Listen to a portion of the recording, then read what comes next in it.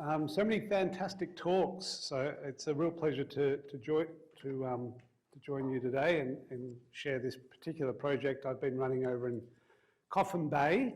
It's not a citizen science program like that's very well established. It's a sort of individual citizen science project, and I'm not sure what the future of it is because it's a very dynamic, fast-changing space.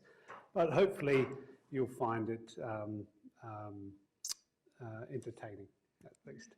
So I'm a marine ecologist, and I spend a lot of my time under the water, and I'm all about these guys. Well, I'm all about repairing marine ecosystems, but in particular, shellfish reefs, reefs formed by oysters.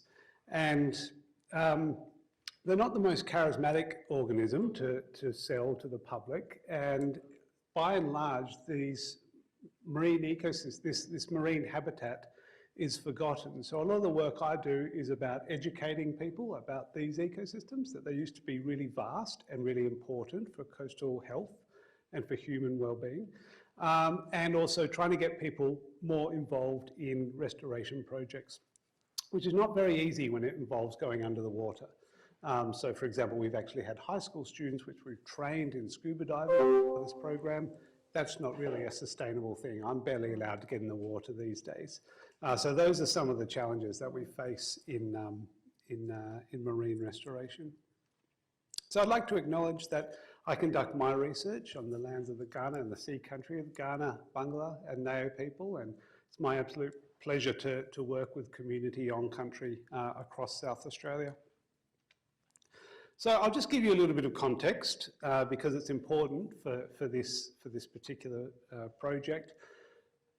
Our current relationship status with shellfish reefs, also called oyster reefs, is terrible. They're probably the most destroyed marine ecosystem, 85% lost, and in Australia it's about 99% lost. And that creates challenges because, first of all, if people are going to be interested in supporting the restoration of these ecosystems, they have to at least know what these ecosystems are, know that they were formerly vast. So in Australia, our reefs stretched over about 7,000 kilometres, and now they're considered functionally extinct, and you can barely find a single oyster. It's been degraded that much. Essentially, we ate them. And in South Australia, we had 1,500 kilometres of oyster reef just 200 years ago. This is work by Heidi Alloway and Professor Sean Connell at the University of Adelaide. All those black dots were large oyster fisheries. There was a colonial dredge fishery from the mid-1800s, which basically fished out all these reefs very quickly. And you can see the scale of these reefs were enormous. So the loss of oysters, which essentially function like the trees in a forest, they provide hard substrate, habitat for lots of things to live in amongst, and that really supports fisheries productivity. So they're very important for the marine environment. So in South Australia, fortunately, we've been doing something about that, and we have these large-scale reefs. You can see this one just off the coast of O'Sutherland's beach. That's a 5-hectare reef. It costs about $1.6 million to build that. Small change for some, but not for most. And here's us arriving to work, and we sort of dive down on those reefs and try and turn them into oyster reefs. They're ginormous infrastructure projects, thousands of tons of limestone put on the seafloor. But they're out of sight, out of mind of community. So that's what I'm really interested in, how we can get the public more involved in these conservation projects, because it's really been sort of public interest that has driven these projects to date and has enabled government funding to be allocated to these large-scale restoration projects. And we've lost reefs all across South Australia, but all across South Australia. Some of the largest reefs are over on the Eyre Peninsula, but there's not going to be any restoration work done over there, at least not led by government, because there just isn't enough money. There isn't a large enough ratepayer base. These ones are all on the Adelaide coastline, all the reefs to date. We've got 4 large ones. So I was thinking about how we could get people in the water to help sort of create more of a coastal culture around habitat restoration, particularly focused on oysters.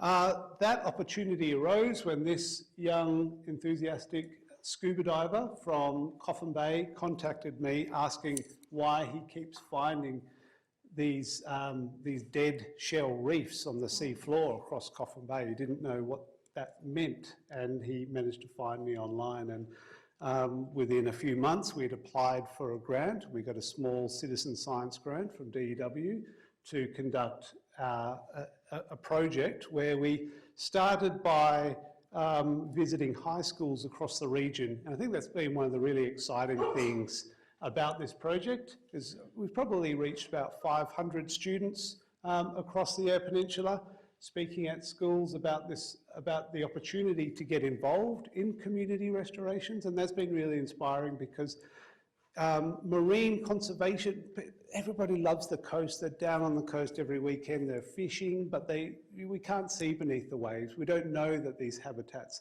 are essentially not functioning how they could. So this is a surprising story for them to hear that these enormous reefs characterised their coastline just 200 years ago, but it's forgotten information.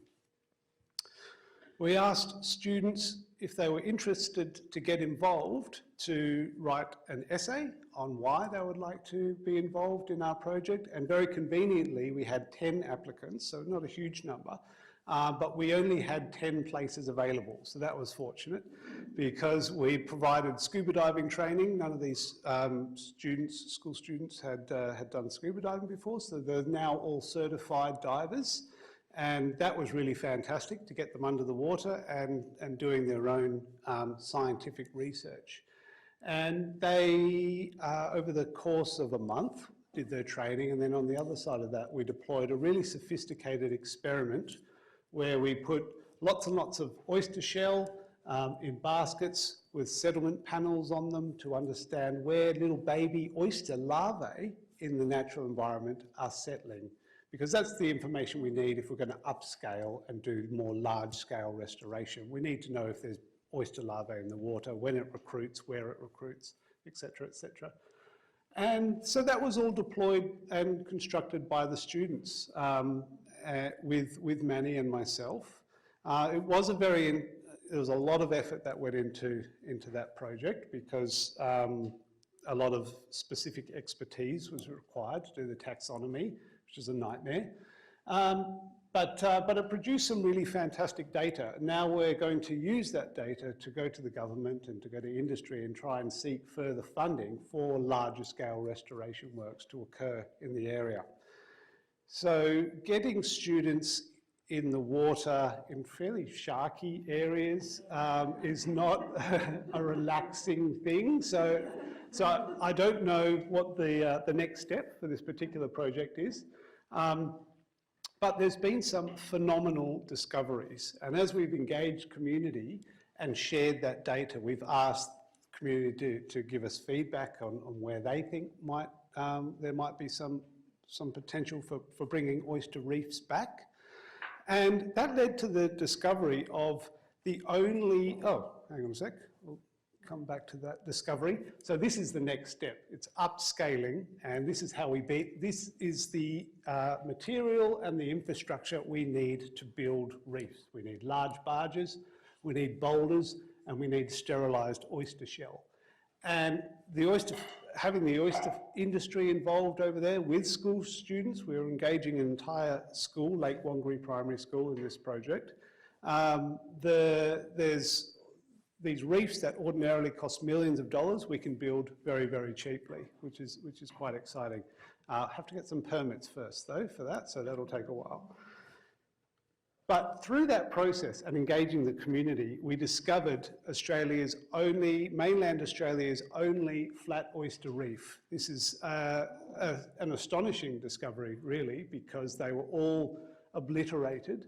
And this one is coming back in quite a public area. So there's now the need for a lot of stewardship, and that's where I see the real value of this project, is getting the public involved in looking after this phenomenally rare ecosystem, because it's extremely, extremely vulnerable. People despise razorfish, which are these sharp shells, can't imagine why.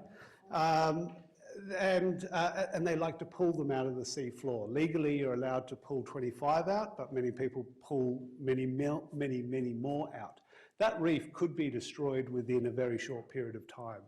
And reefs many times larger than that have been destroyed over the last half decade. So I'm deeply concerned about the future of this very rare habitat, and I'm trying to get some conservation protection put in place.